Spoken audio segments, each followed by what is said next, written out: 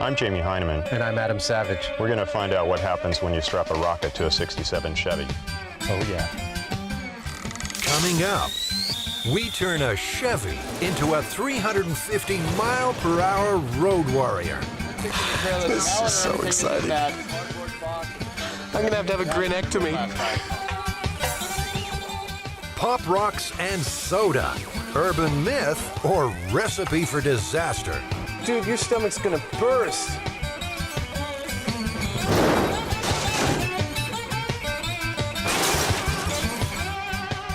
Here on Mythbusters, we're not just going to retell the stories. Small pin. We're going to put them to the test. We're prepared to put our bodies on the line. There's just one problem. Some aren't myths at all. Which one would that be? I don't know yet. So why should you trust these guys? Well, Jamie and Adam have over 30 years in model building, animatronics, and toy prototyping. They've worked in features, television, theater, and games. They can build just about anything, and probably have. This is M5, my special effects shop. Come on in and have a look around. Jamie's amassed an awesome collection of tools, talent, and techniques. If we can't find it here, I'm trying to locate a pig's stomach. there's always Adam's eclectic collection. I come from the planet Butthead. And if that fails, the guys are backed by experts in folklore, crime, medicine, and engineering. Ow, ow, Jamie and Adam are supposed to be experts in what's real and what's not. And they'll need every trick in the book. So where do we begin? What do we got? Let's go.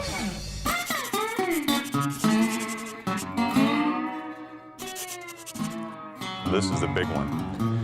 What we have is a 1967 Chevy Impala that was taken out into the desert, and somebody had put a rocket booster on it.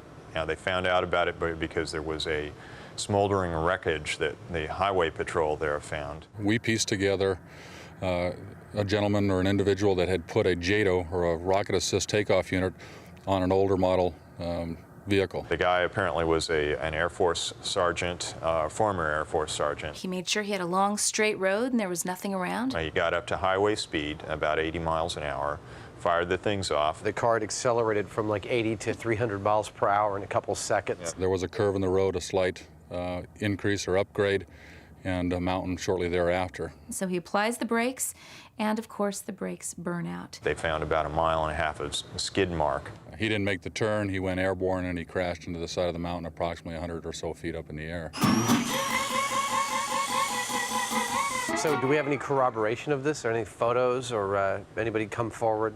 Well, that's our job to pursue that, and we need to get a hold of a 67 Chevy or something as close as we can to it, and need to get a hold of a JATO or a RATO, or again something equivalent to it. I foresee some wreckage, actually.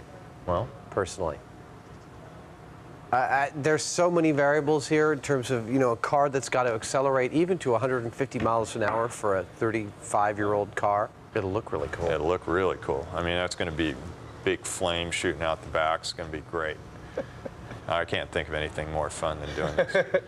No, you know what? I really can't. I first heard about the story approximately 1994 when I was, my job was a spokesman for the Department of Public Safety. I received a phone call from a local reporter asking about a Darwin Award that was on the internet.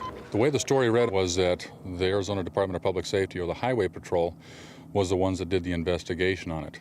I thought it was a very real possibility that it could have happened, because Arizona is home to several air bases. Thus, military personnel could have gotten a hold of a JATO unit to use in this fashion. JATO, or Jet Assisted Takeoff, has been around since the Second World War. We should call them RATOs, because each canister is filled with solid rocket propellant. A single unit puts out 1,000 pounds of thrust for 12 to 15 seconds. Up to 8 JATOs are used when large military aircraft are operating with heavy loads or from short runways.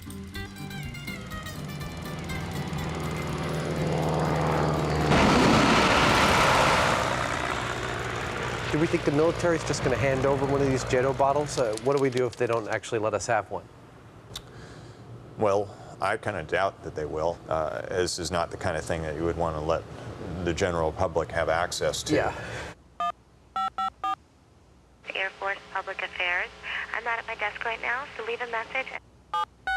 We'd love to have the military there and involved. We would like the assistance of the Blue Angels. We're trying to get a hold of and get the military's assistance with operating one of these rados or JATOs, just so it's clear we're not trying to get a hold of one of these things and do whatever we want with it. We want you involved. Okay. Well, we actually got to talk to somebody. She said they're very expensive units, and that I don't know whether it's going to be possible. This is an unusual request.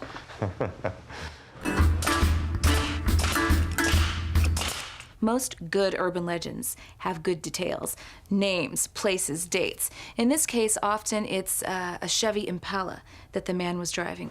So we need to find a 67 Chevy. I wonder where we're going to do that. Well, I picked this up at a flea market, actually. This here is a 67 Chevy Impala. That's our goal. Yeah. Hopefully we'll be able to find a junker, something with a crappy body. All we need is for it to run. We live in America where, unless you're in New York or a place that has a subway, you must have a car to survive. Not an Impala, we got a Pontiac. It runs? The Pontiac runs? Not at the moment, it just needed the transmission on. Oh. Yeah. Only? Yeah, but, you know. And a car not only is about survival, but it's also a symbol of adolescent freedom. When you get a car, you can leave the nest. We're going to be putting some rockets on the top of the car and setting them Oh, like off. the guy in the desert, the old Yeah. urban That's legend. it. So you want Exactly. it's a 72 Impala or 69 Impala you're supposed Yeah. to use. Yeah, everybody. We'll take anything that looks like, I mean, a Falcon within a couple of years. Something of that kinda- vintage, as long as You it want it to runs. Don't care about. T-Bird? You want a Thunderbird? Well, gotta be cheap. 62. Well, $750. That's Let's have a look very at it. plausible. It's also a symbol of sex. This is where a young man can have his first sexual experiences in this car. Oh, yeah. That's the we're done. I'll be kind of ashamed to destroy it. We don't have to destroy it. Oh, that's so beautiful. Oh my God, I'm loving this. Oh, look at that. Wow. Oh, this automatic windows. Oh, yeah.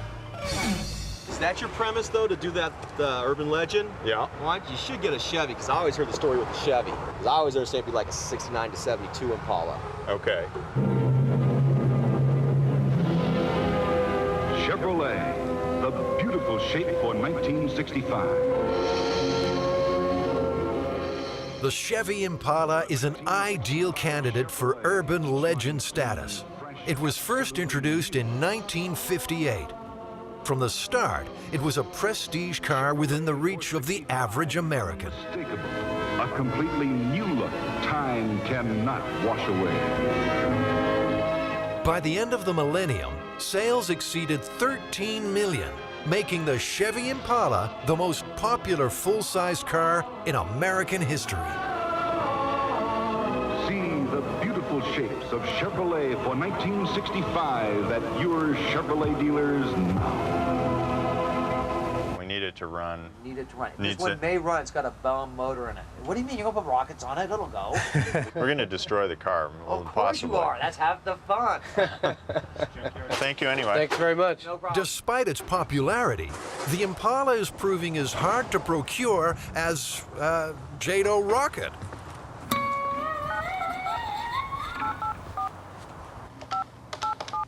We called you last week concerning procuring a JATO. procuring a JATO or a RATO. So far, we've had very little luck with getting anybody to return our calls. I'm Sergeant Bob Stein with the Arizona Department of Public Safety, and you're watching Mythbusters. Jamie and Adam are following a promising new lead on that 67 Chevy. Well, we're going to strap some rockets to its back end. Yeah. You know that thing where they took it out in the desert and set those up? I got the perfect car for you. We're going to do that. You got it. It's a 67, all right, but unfortunately, an Oldsmobile. Heavy. Very. So far, we haven't seen a single 60s Impala. We were looking at a T-Bird. It was that they had for $750. It was pretty nice. Adam's beautiful T-Birds already been sold. 67. 67.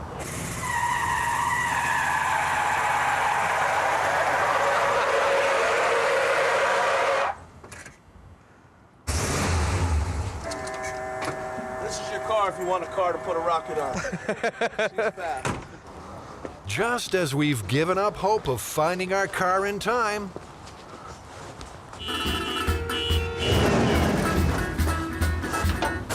It's officially an Impala. Would it be all right if I drive it around the block? Oh, yeah. Oh, whoa, whoa. I got it, lady. it's a working 66 Chevy Impala with some decidedly non-standard features.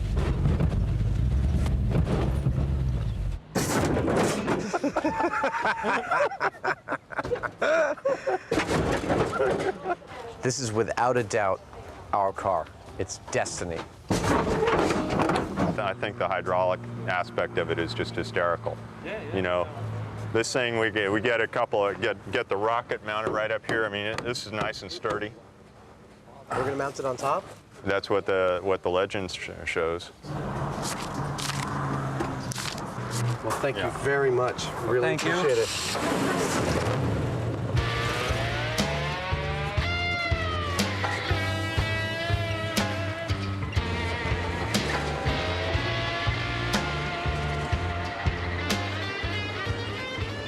We are 8.5 miles from where we bought the car.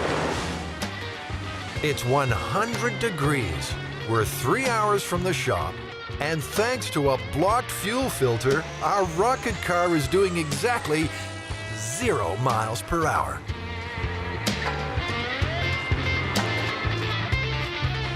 Thank goodness Adam's got the gold breakdown package.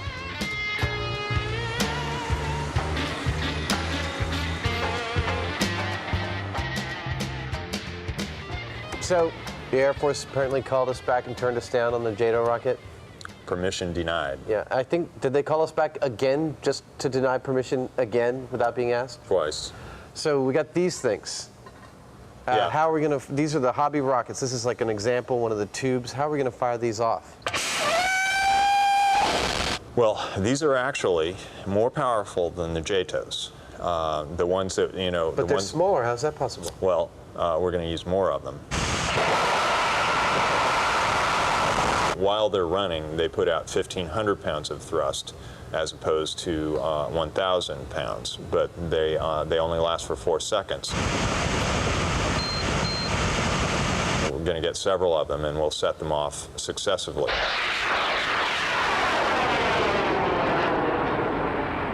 So we're going to put 3 of them on, and we'll probably put them on the car like this.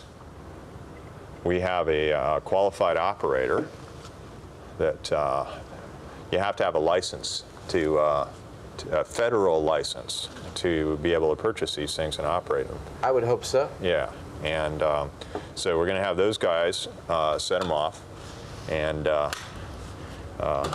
so that's what it's going to look like. Yeah, that's essentially what we're going to do.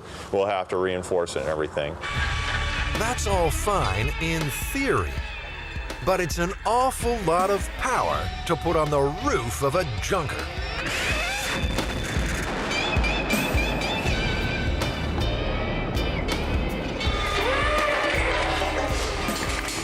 1 pound of thrust is 2 horsepower. So one of those rocket motors at 1,500 pounds of thrust is 3,000 horsepower. Yeah. That'll make our Chevy almost 4 times as powerful as an Indy car. Think of putting another car on top of this car. It's that kind of weight that's up there. So we want to probably build some kind of steel cage within the car's body to support this. Yeah, we need to have. We don't just want to like tie strap it to the roof or anything. Yeah, that would be a bad idea. Could probably rip the roof right off the car. Fire. Oh, how about that? There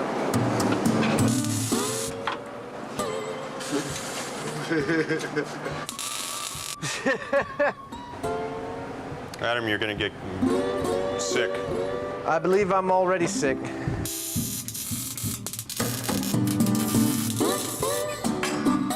me the fire extinguisher. What the? This time it's no joke. The fire's burning through the hydraulic lines. That sawdust with the hydraulic fluid's a nice little kind of wicky thing. Yeah. Wiki.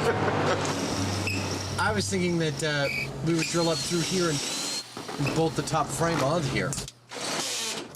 With this design, the whole roof structure becomes part of the rocket rack.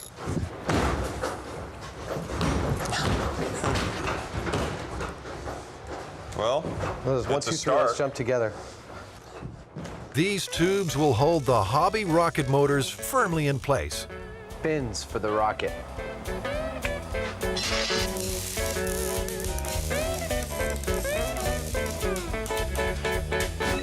Now, it turns out, besides this legend, other people have strapped rockets to cars before, haven't they? Yeah, there are world speed records that have occurred by using this. In 1965, Walt Afrons built the first rocket-powered land speed car. Wingfoot Express 2 was initially designed with 10 JATO units, but that wasn't nearly enough.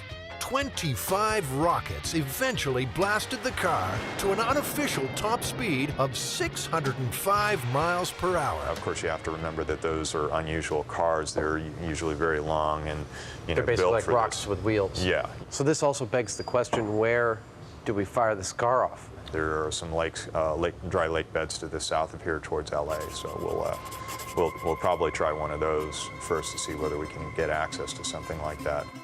Jamie's having second thoughts about getting behind the wheel.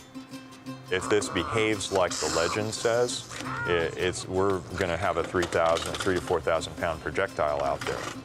And I guess the other thing that I thought, with that in mind, if we do lose control of it, obviously we don't want to be in the car. So we're probably going to... You don't want to be in the car? I would love to be in the car. But I think you should drive the car. Well, I think I should too, but we've radio-controlled cars before, and it's a lot of fun. So we'll make it radio-controlled? Yeah, I think that's the safest way of dealing with it. Oh, that's the coolest toy ever. Yeah, it's a big kid's RC car. You want to do it? It's not quite as simple as a radio-controlled toy. At 300 miles per hour, the forces on the steering servos will be immense. Servos are motors that are positionable, so we can precisely control the steering on this. We need to have something pretty good, because if it's going that fast, we need to really be able to dial in on the aim, or it may go out of control. The transmitter also has dangerous limitations. One of the things is that these radio controls are only good for 1,000 meters or so, plus or minus. About half a mile. Yeah. For us to, if this thing is going 300 miles an hour, it's going to get out of range from us real quick, even if we're driving alongside. So we're probably going to have to think of ways of either getting we're going to have to go out and rent a really, really fast car, or we'll have to get a helicopter. It'd probably be the safest way of dealing with it. I'm going to try and start it. All right.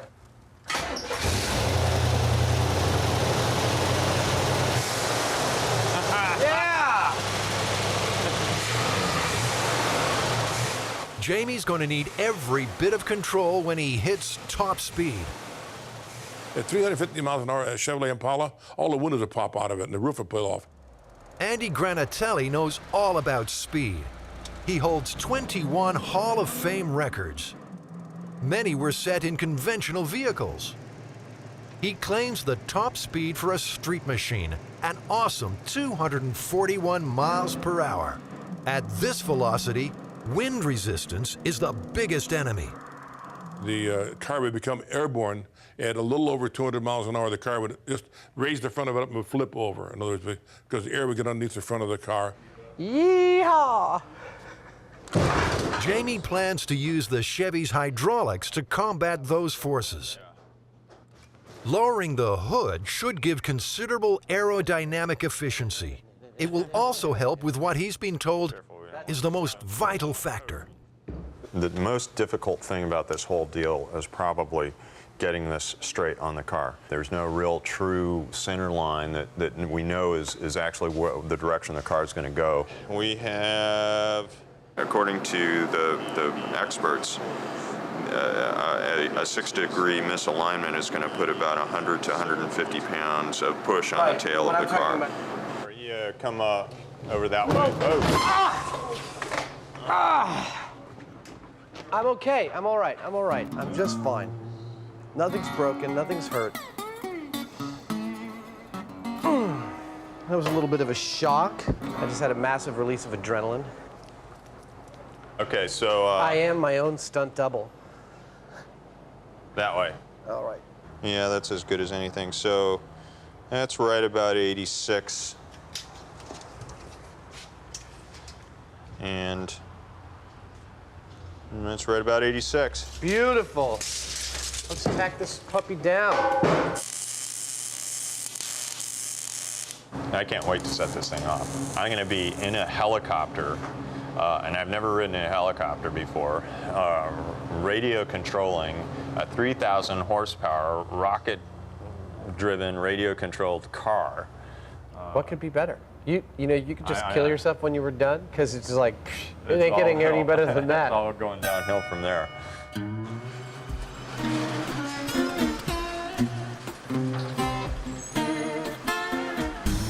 Hi, I'm Andy Granatelli, and you're watching Mythbusters.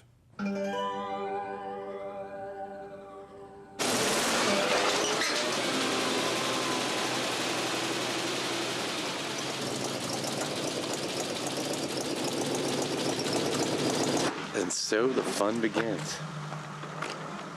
It's such a treat to see the sunrise over the desert. What am I saying? It's a treat to fire up a rocket car in the desert.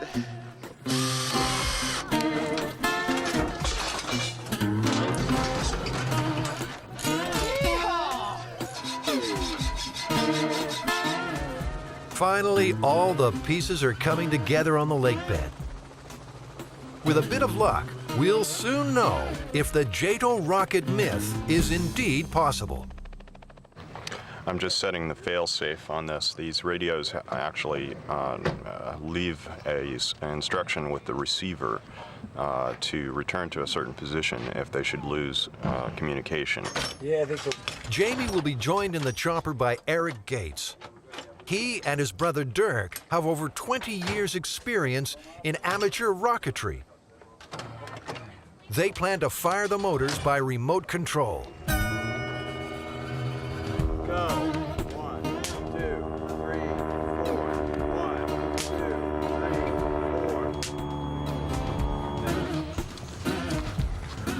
3, 4. Jamie's going to do a dry run in the car.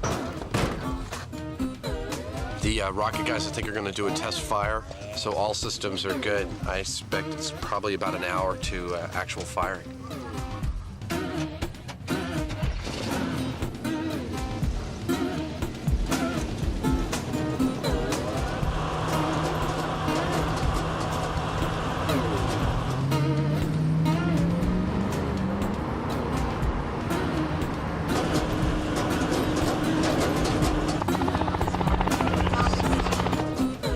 The remote control and fail-safe are working perfectly. Everything went fine on that dry run. We got all 3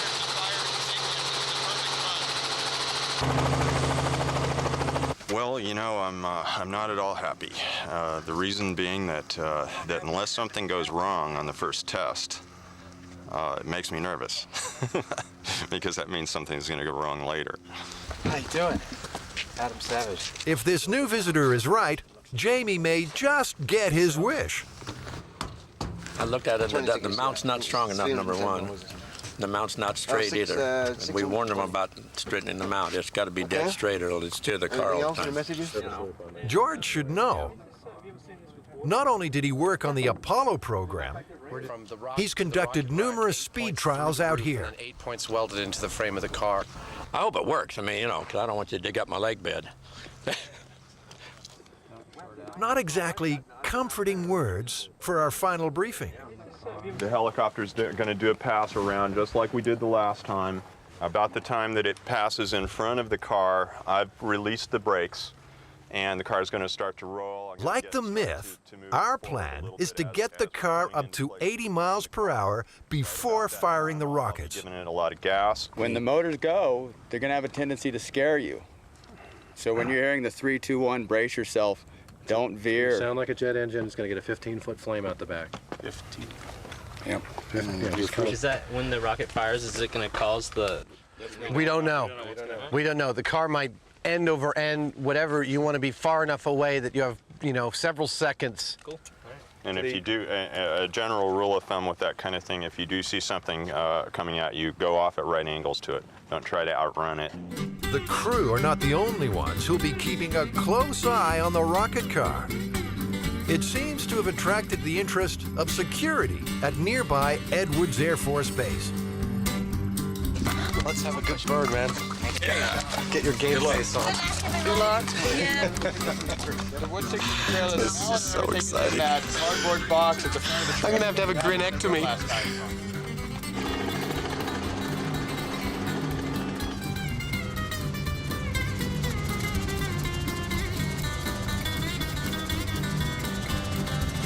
Green light to go. They're starting their circle now. Brakes are coming off. We are a go. Nothing's happening. We're aborting? We're aborting. We are aborting. We are aborting. Copy that. Copy that. Let's abort the whole thing. Okay, helicopter's coming in. Doesn't it go through the inside? So how do you get it? Looks like the car's old gremlins are back to haunt us. With all the focus on horsepower and thrust curves, we never did fix that fuel problem. The problem is that this is an older car, and we've been stirring up sediment in the bottom of the tank, and it's gotten into the fuel filter and clogged the fuel filter. All we have to do is pull the filter out and flush it out once in a while. We should get a good run here soon. That sort of answers my need for a small failure. I'll accept that one as a small failure.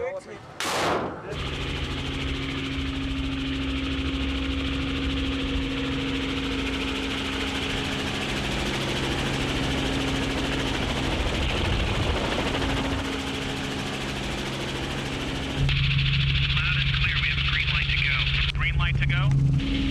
Car's starting to roll. Okay, we're in line. Okay, coming out of full throttle. I'm coming hot with the electronics. All right.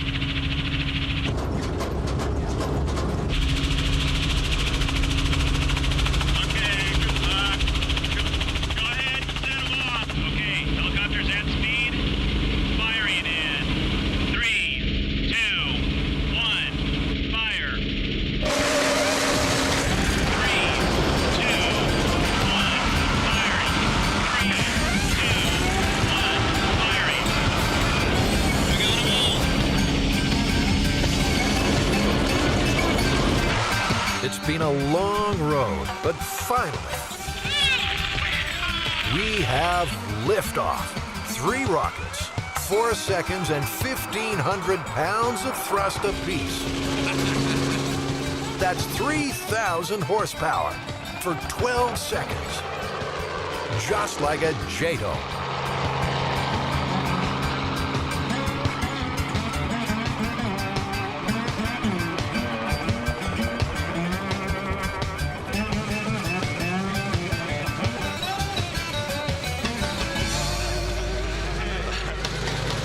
That was hysterical. That was absolutely outrageous. What kind of speed do you think it got to? I don't know. The helicopter was having trouble keeping up with it. The chopper's top speed is 130 per hour. Hey! Ah! That was beautiful. We lost track of it. Oh yeah, we couldn't keep up with it with the helicopter. It just once those suckers lit, it just like. It's one thing to see him go up, it's another thing to see him go horizontal. How much leave you guys in the dust? Just the dust trail from the car is so beautiful. I was quite impressed. I was hoping it would go good, and it did. You know, I was a little apprehensible, but no. Jamie did his homework. Over the years, many have claimed they were the inspiration for this story. For those who really tried it, the results were the same.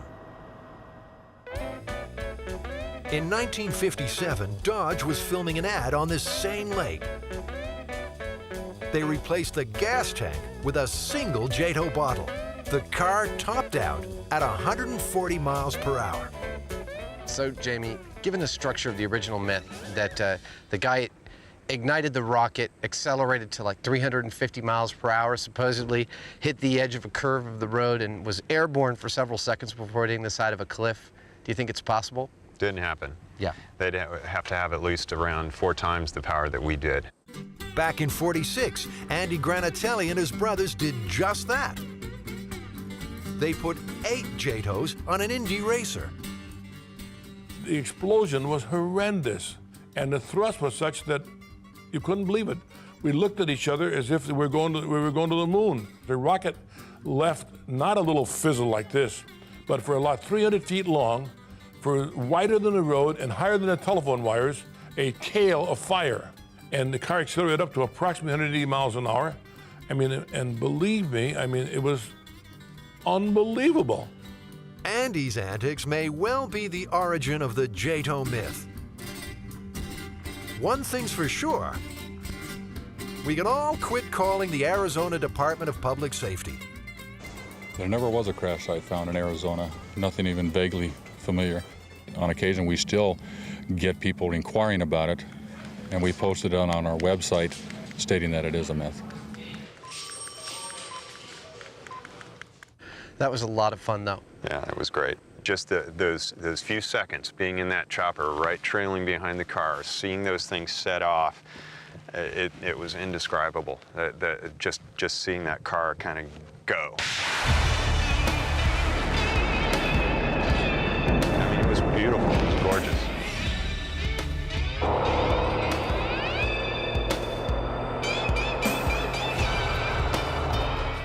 Coming up next, Pop Rocks and soda, myth or recipe for disaster.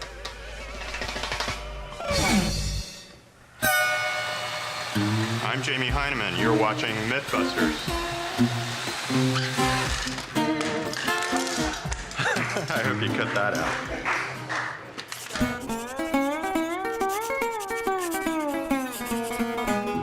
So do you remember Pop Rocks? Yeah, they were invented in 1956, the year of my birth. Really? Yes. The legend we're approaching now is the legend that little Mikey from the Life Cereals commercial. I remember it so clearly. The kid goes, "Let's get Mikey to try it. He won't eat it. He hates everything." Whatever Mikey could eat, everyone could eat. That was the idea. Anyways, Mikey at one point becomes a teenager. He ate 6 cans of soda and 6 pouches of Pop Rocks. And this has some kind of chemical reaction in his stomach. And exploded, and he died. So the myth is that, you know, that a combination of 6 packs of Pop Rocks and a 6-pack of soda is a lethal combination of gases that will make your stomach explode. We'd like to determine a couple of things. We want to see how much pressure is generated by a rapid infusion of 6 packs of Pop Rocks and soda. We'd like to determine how much pressure a stomach can withstand. I've been thinking about this, and I think to imitate a stomach, the pressures of a stomach, that the best course is to use a pig's stomach, which is actually physically very close to a human stomach, which can hold about between 1 and 2 pints, generally, of liquid.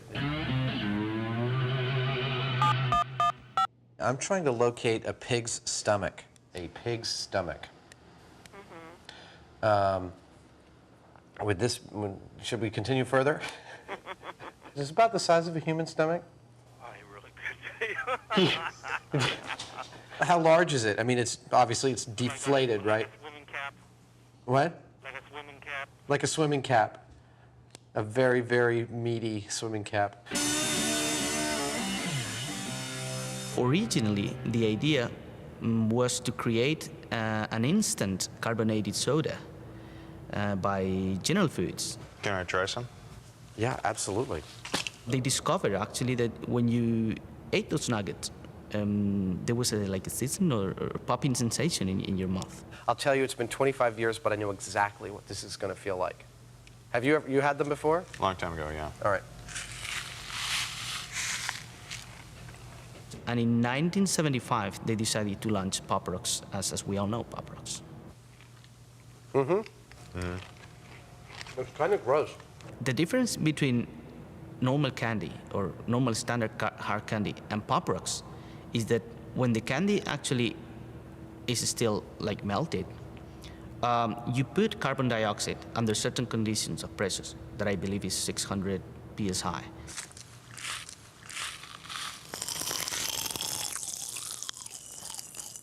This isn't getting us any closer to that pig stomach.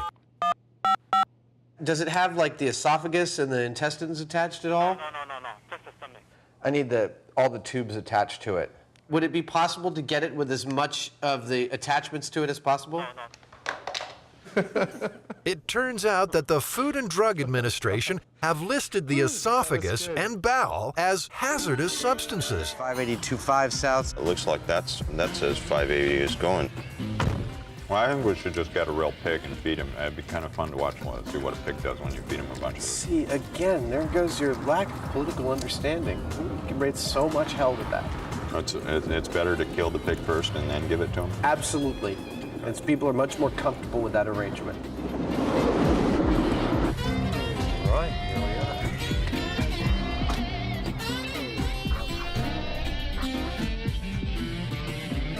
are. 4 stomachs. Terrific. That's them. The specific instructions on the thing, complete with esophagus and intestines. It's actually becoming a reality. That's one important mission accomplished. Yummy. That looks like right out of Aliens, doesn't it? Looks like I can feel. All right, yeah, I've got my finger all the way down in there. So that's I don't know which one's the intake and which one's the output. The worst part is the breath coming out of here.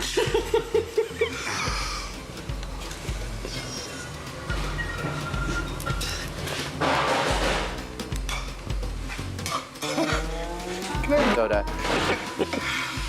It's interesting that the valves on this thing actually work. That's like it's holding its pressure. We just put air in there and walked away. And how do you think we'll get the Pop Rocks and the soda actually into the stomach? To get these in there, we have to get them wet, unless we're gonna. I mean, they're not gonna pour.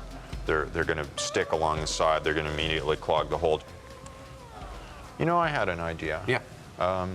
What if we got a hold of some tea bag type stuff and kind of wad them up in little packets and drop them down in there?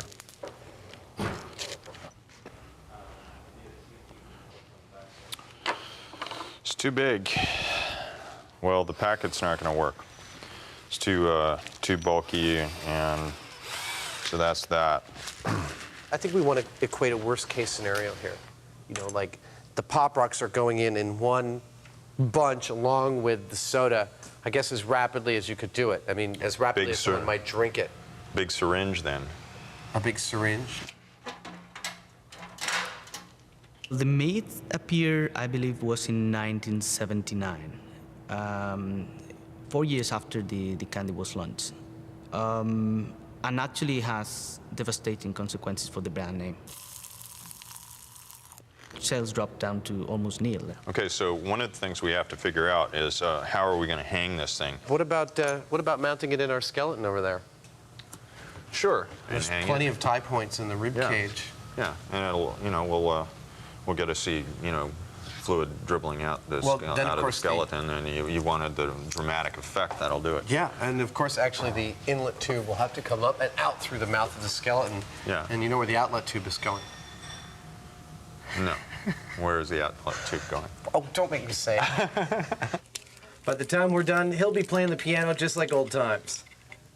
What the company tried to do to address that problem was basically they ran around 45 advertisements, big full-page advertisements in magazine, and they wrote about 50,000 letters to different high school headmasters and school headmasters explaining that there was no problem. Frequently, legends are believed, and what happens is something called ostension. Ostension means that a legend is believed to the point that you change your behavior. Once a belief is out there, it's pretty difficult. You have to take some gargantuan steps to disprove it. We've got to mix up one last ingredient before the experiment can begin. I'd say it's about a pH of 2. Okay. So that's the equivalent of one stomach's contents of hydrochloric acid, That's 1.7 pounds of water. Okay. Gastric juice is secreted, actually, we believe, as a protective mechanism. It's not designed to aid in digestion. It's designed, the hydrochloric acid along with pepsin is designed to kill things. So it's kind of protection over when we were back there fighting the hyenas for the bones. It might not aid in digestion, but we think a quart of hydrochloric acid will be critical to busting this myth. Oh, yeah. Oh, yeah. Your gloves. Now, the fun begins. Once you're pouring the liquid, I'll be opening cans of soda, handing them off to you. Okay. We're clamped everywhere. All right. Oh, man. All right, Mike, he's had 2 cans. He's out of control. Oh, my God, he's going for another one. Mikey. All right, Mikey, man, you can't drink those last 2 cans of soda. Dude, you are an animal. Dude, your stomach's gonna burst. All right, here comes the plunger.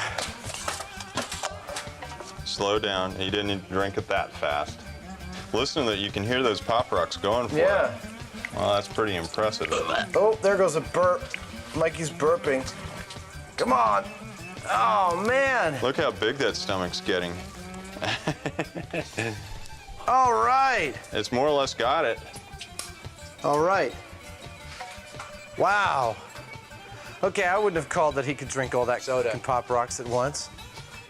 That's huge. That's like 3 times the size of what it was. We're not reading any real pressure in here. By its nature, the human stomach is a capacitance organ. That means it's designed to stretch. Receptive relaxation is the concept in human physiology, so it will relax and stretch up to some limit. So my guess is Mikey's feeling a little ill right about now. I know I would be. You think we should give him some time to digest? Sure, why not? You got 2 built-in vents, one on either side of the stomach, that should be the places that this air goes if you reach those kinds of pressures. Even with time for digestion, the Pop Rocks and soda just don't produce enough gas. We put 6 cans, about another, almost a liter of acid, 6 doses of Pop Rocks. I still hear it, can't you? You can still hear it crackling. Yeah, Pop Rocks are going. So, does this myth contain any elements of truth? The human stomach clearly can rupture. There's no question about that. You can get rupture in blunt trauma, automobile accidents, for instance. It's starting to get kind of special in here. from a olfactory standpoint. After a quick reset, we're going to try and see if we can make our pig's stomach explode. Who the hell could be calling me? I can't answer that. I'm tying a pig's stomach into a skeleton. Clamp.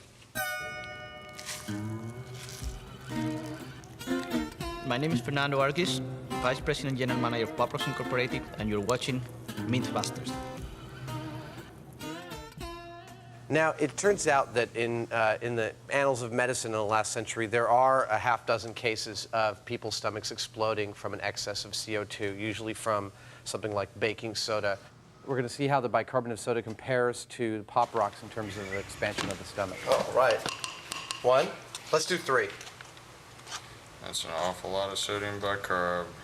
Well, you know, I've taken 2 with heartburn. Let's say someone feels Unlike really bad. Pop Rocks, the baking soda and acid react. Injecting acid. All right. The result is carbon dioxide gas. Lots of it.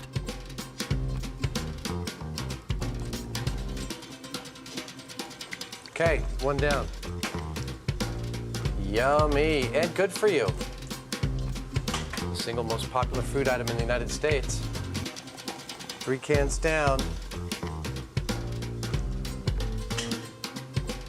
4. Come on, you gotta drink a little faster, piggy. 5. 6. We've fully drunk the soda. Bicarbonate. You ready? Ready. Oh, yeah. Oh, my God. He's still drinking. Now it's getting really big. He can't hold it anymore. Clamp it. See what the pressure is rating. Whoa. Okay, that's much bigger than before. It's still hardly reading. It's reading about half a PSI. There are probably lots of folks out there who have for years and years and years been using baking soda. And in the amounts that would be prescribed to reduce acid, there's very, very little gas formed. It usually stays in solution, comes out, doesn't cause very much by way of distension if you stay within the limits that are recommended. Here on Mythbusters, we're never afraid to push the limits. In a second. Okay, ready? Ready. Oh, I feel the pressure. If you have a stomach that's greatly distended by a large meal, and then you add on top of that either gas in the form of sodium bicarbonate to try and relieve acid indigestion, you can, in those very, very unusual situations, see gastric rupture. But no one should have the impression that this is common by any stretch of the imagination. Okay. Whoa! Wow. Well, that did cause a reaction. That turned out to be a little too much. Yeah, that's what we call a hell of a Saturday night. Oh my gosh. Totally blue. With the addition of a little more stomach acid and the bicarbonate of soda, what was that, 2 tablespoons? Yeah. Just ripped a hole right in the back. I felt the pressure as I was plunging it. You know, wanted to push the plunger back out again. Yeah. And then that final bit, I don't know if we were watching what the meter said, but it might have spiked. Yeah. I mean, in a body, something like 2 or 3 PSI is a huge amount of pressure. Yeah. I can't imagine a human consuming that much crap. Well, maybe I can, actually.